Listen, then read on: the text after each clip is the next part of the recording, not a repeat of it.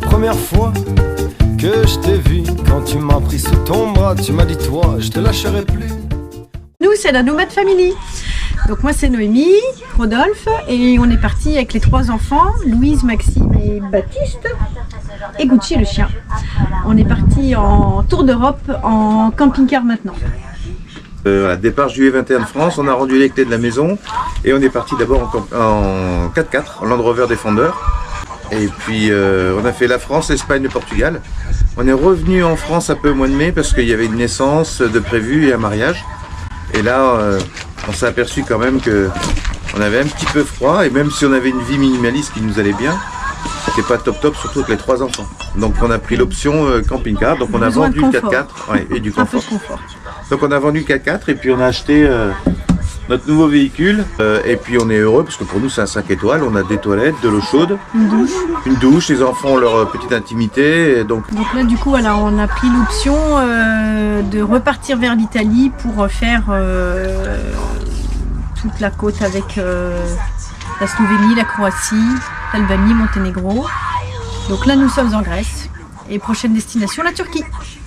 La première envie, je pense que c'est le besoin de liberté et l'envie de voyager, de rencontrer des paysages différents, mais aussi des cultures différentes, des nourritures différentes.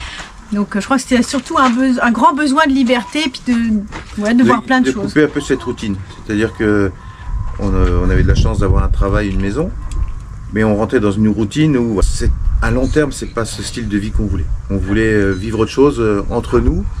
Et puis, comme tu disais, ce besoin de liberté, quoi. Si on veut de la liberté, il faut l'attraper, la liberté, ça ne viendra pas tout seul.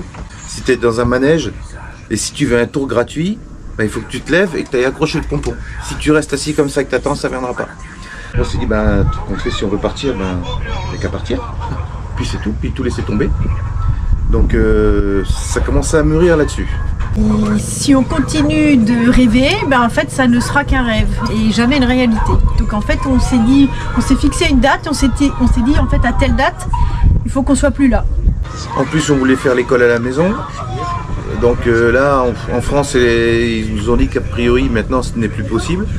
Donc tous les éléments nous disaient mais allez-y les gars, faut y aller maintenant, faut y aller. Alors moi je vais pas jouer au philosophe, au vieux philosophe, mais je vais dire le meilleur souvenir c'est ce que je suis en train de vivre aujourd'hui. Parce que c'est ce moment-là qu'on aime, parce que chaque jour est différent, c'est ça un peu la vie de nomade. L'inconvénient c'est que tous les jours il faut se remettre en question, il faut se remettre en cause, il faut acheter à manger, est-ce qu'on va avoir du chauffage, de l'électricité, etc. Donc tous les jours on ne cesse pas aller, on est obligé d'être un peu sur le qui-vive. Mais hier c'était génial, avant-hier aussi, aujourd'hui c'est merveilleux, et ça se trouve demain on va prendre la route et ça sera encore mieux. Donc si tu te dis qu'aujourd'hui c'est le plus beau jour, chaque jour où tu vis, tu dis c'est la belle journée, quoi. Peut-être que c'est les rencontres en fait pour moi c'est le plus marquant parce que les paysages sont magnifiques, mais ce qui reste le plus c'est quand même les rencontres avec les gens. On aime bien le social, on est assez naïf et humaniste, mais c'est vrai, on aime les gens, on n'a pas peur des gens, on n'est pas là pour s'enfermer, on a confiance aux gens. Oui. Et on s'aperçoit qu'à chaque pays qu'on a pu faire, on se dit mais qu'est-ce que les gens sont gentils ici. Et même des pays relativement plus pauvres comme l'Albanie, mais les gens sont d'une gentillesse. Peut-être pour moi le pire c'est vraiment quand on était au Portugal et que j'ai eu très très peur qu'on tombe dans le ravin. En réalité, les choses qui se passent pas comme on a prévu, qui se passent mal entre guillemets, ou qui démarrent mal, nous amènent vers quelque chose qui est super bien après. Ça devient des bons souvenirs. Mais j'ai quand même eu très peur. Donc en réalité, le coup dur devient un bon souvenir et puis comme on a le temps, on le prend comme ça. Si on le fait pas aujourd'hui, on le fera demain. Et puis dans tous les cas, on s'en sortira puisque comme je te disais juste à l'instant, les gens sont toujours gentils. Donc quand tout se déroule comme prévu, à la limite, il n'y a pas de fait marquant. Ce qui est intéressant, c'est les faits marquants. On a de l'électricité, on a de l'eau chaude, on a à manger, on est ensemble. Alors, on va pas au cinéma tous les jours, on va pas au restaurant tous les jours, on mange pas du caviar. Donc c'est sûr qu'on n'a pas une vie de luxe, mais en réalité le luxe c'est notre liberté et puis de voir les enfants du matin au soir. Même si des fois ils nous énervent, mais sinon on les voit du matin au soir. Et voilà, on se satisfait de ça. Je veux dire, avant on avait plus d'argent mais on le dépensait quand même. Là on en a moins, on le dépense aussi, mais on vit en fonction de ce qu'on a. Alors moi je n'ai vraiment aucun regret. Pour moi la sensation de me dire je me réveille où je veux, je m'endors où je veux, ça vraiment, pour moi ça n'a pas de prix. Et Non, vraiment, c'est sans regret. Et si je devais reprendre la décision à 1000%, quoi. Ça chamboule une vie, mais en bien, quoi. Donc, c'est difficile de prendre la décision, mais une fois qu'on l'a prise, on fait waouh. Moi, je dirais que le bonheur, c'est dans les petits plaisirs de la vie au quotidien. C'est pouvoir se réveiller, comme on l'a fait hier, on a fait le réveillon, pouvoir se retrouver autour du feu, à rigoler. En fait, c'est ça, c'est vraiment des choses toutes simples, pouvoir s'émerveiller d'un paysage magnifique, ou justement voir ses enfants s'émerveiller d'un paysage pas très magnifique aussi, mais de voir les yeux des enfants qui brillent quand ils ne voient pas grand chose. Et trouver, rester dans le moment présent, ce qui est peut-être difficile dans la vie active. Après, la notion du bonheur, c'est vrai que du moment où tu es en accord avec toi-même, où tu es serein, moi le bonheur c'est de me dire de quoi je manque de rien. Qu'est-ce que je veux de plus? Donc on a tout. Si on a tout, moi je suis heureux.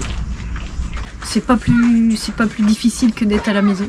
Donc en fait pour moi de voyager avec des enfants, ça change rien. Si quelqu'un va avoir peur, il trouvera toujours quelque chose pour avoir peur. Donc bien heureux les simples d'esprit. Tu prends comme ça vient. Si ça doit s'arrêter, ça s'arrêtera. C'est pas grave, mais au moins j'ai pas de regrets. Peur de quoi? J'ai moins de chances de me faire cambrioler ici qu'à Paris. C'est de se dire, pour moi, si tu penses que tu vas avoir peur, ne le fais pas. Oui. C'est pas quelqu'un d'autre qui va te dire n'aie pas peur. Oui, mais si. Non, si tu as décidé d'avoir peur, c'est qu'au fond de toi-même, t'es pas encore prêt. Le jour où tu es prêt, mais je te jure, t'as peur de rien. C'est comme si tu étais sur une route et tous les feux passaient au vert. Il n'y a jamais de feu rouge. Quand tu vois que tous les feux passent au vert, vas-y, avance. Si tu restes au feu vert et t'attends en disant ouais, mais peut-être qu'il va passer au rouge, vas-y, c'est vert, camarade, avance. Donc, si tu veux avoir peur, tu auras toujours peur. Mais si tu sens au fond de toi-même, il y a une petite voix qui te dit j'aimerais vivre autre chose, prépare le minimum et puis essaye. Si tu es positif, tu vas croiser que des gens positifs. Si tu as peur, tu vas croiser que des gens qui ont peur. Donc si tu sens au fond de toi qu'il y a une petite voix qui te dit ça, n'aie pas peur, fais-le. Suivre son instinct. Ouais, plus le temps passe, plus tu dois suivre ton instinct. Parce que c'est ça qui va t'amener là où tu veux. Et non pas juste ton esprit qui te dit attention, ferme ta porte à double clé. Est-ce que j'ai fermé ma porte? Fais confiance, vas-y. Qu'est-ce que tu veux qu'il t'arrive? Si ça marche pas, tu vas dire moi je vais essayer, j'ai pas de regret. Le pire c'est d'arriver à la fin de ces jours, de se dire ah j'aurais tellement aimé ça, j'aurais tellement voulu, tu le fais pas. Donc le conseil c'est ça, c'est suivez votre cœur ou votre instinct. Lili ma lili, lili ma lima.